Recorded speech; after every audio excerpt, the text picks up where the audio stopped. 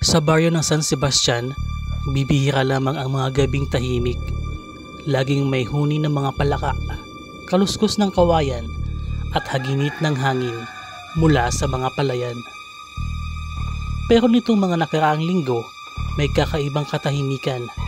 Para bang may mga nagmamasid mula sa kadiliman. Si Ronnie, 16 na taong gulang, ay lumaki sa baryong iyon. Tahimik, masipag, at laging tumutulong sa kanyang nanay Liza sa tindahan. Kahit wala siyang kapatid, kontento na siya sa maaliwalas nilang bahay sa gilid ng palayan.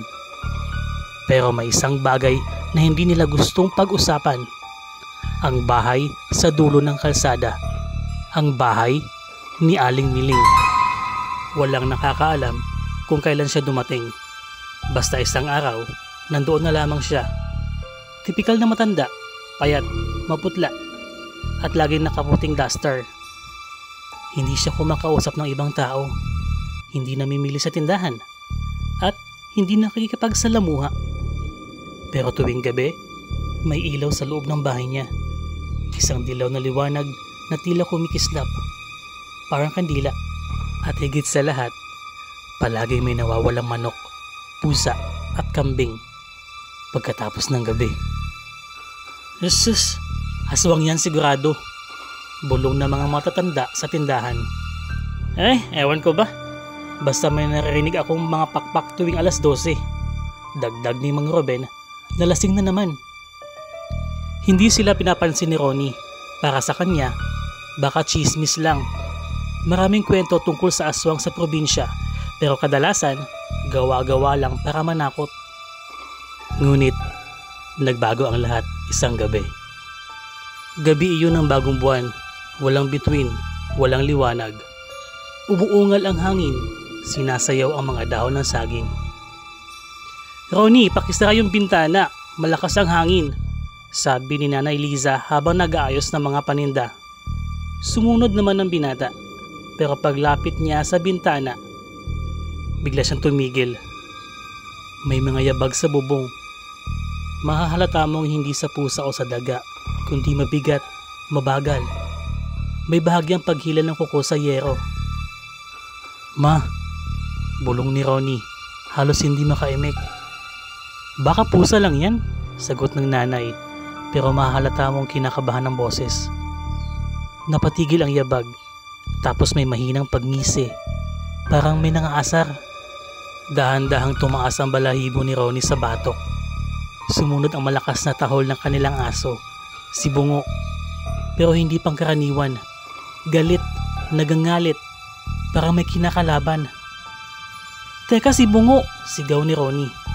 Binuksan niya ang pintuan at tumakbo palabas. Pero nang marating niya ang likod ng bahay, tahimik na. Si Bungo ay nakatayo, naninigas, nakanganga, pero walang tunog. Nakatingala sa bubong, takot na takot. At doon, sa gilid ng yero, may nakita si Ronnie, isang anino, payat, nakayuko, at tila may mahabang kuko. Tumingin ito sa kanya, mapupula ang mga mata, kumikislap sa dilim. Hindi siya nakagalaw, pero biglang humuni ang tandang sa kabilang bahay, malakas at matinis. Ang nilalang ay parang napaso at umatras, saka biglang nawala. Para bang tumalon sa kawalan. Nanginginig na niyakap ni Ronnie ang aso at patakbong pumasok sa bahay. Kinabukasan, kumalat ang balita. Ayaw na niya rito, umalis daw kaninang madaling araw, sabi ni Aling Tasing, ang kapitbahay. At hindi mo lang nagpaalam, dagdag ni Mang Ruben. Pero ang totoo, wala ni isang nakakita sa kanyang pag-alis. Wala ring bakas ng sasakyan o bagahe. Bigla na lang naglaho. At ang pinaka nakakakilabot, ang pinto ng bahay ay nakabukas, gumagalaw sa hangin kahit walang tao. Ngunit kahit wala na sa Aling Miling, hindi pa tapos ang mga pangyayari. Sa sumunod na 2 gabi, dumami ang nawawalang hayop, hindi lang sa baryo, pati sa karatig lugar. At tuwing alas 12, may naririnig pa ring mabigat na yabag sa bubong ng iba't ibang bahay. Isang hapon, lumapit si Mang Ruben kay Ronnie. Anak, sumama ka nga sa akin mamayang gabi. Pupunta kami sa bahay ni Miling. Kailangan naming malaman ang totoo. Ayaw ni Ronnie. Ngunit ramdam niya, hindi matatapos ang kaba hanggat hindi nila nalalaman ang totoo.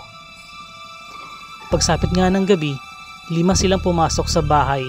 Sina Ronnie, Mang Ruben, Aling Tasing at 2 barangay tanod. Malawak ang bahay pero madilim, maalikabok at mabahong parang nabubulok. Nagsindi sila ng kandila dahil walang kuryente. Sa loob, walang gamit, walang mesa, walang kama, wala ring aparador. Parang hindi talaga doon nanirahan ang matanda.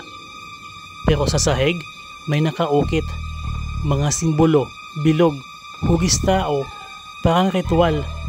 At sa gitna, isang maliit na kahon. Huwag niyong gagalawin, babala ng tanod.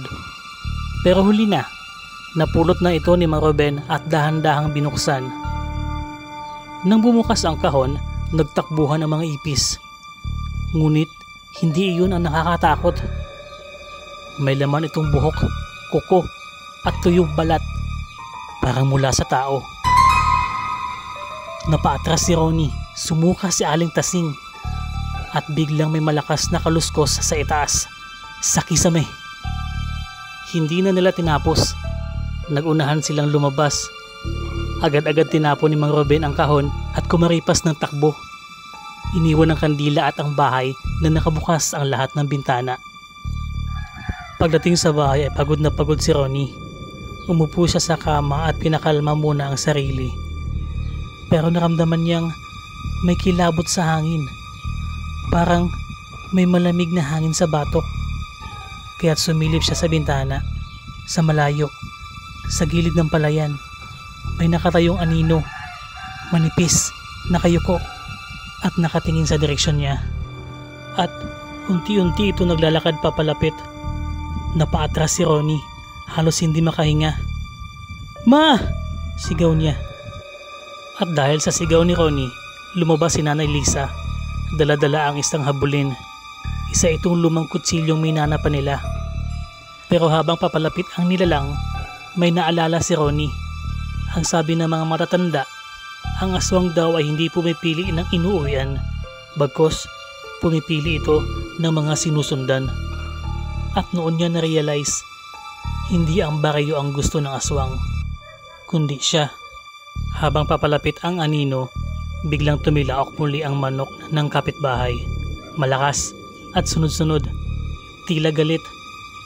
At doon tumigil ang nilalang, parang natamaan, nanginginig, unti-unting umatras, hanggang sa tuluyang nawala sa dilim.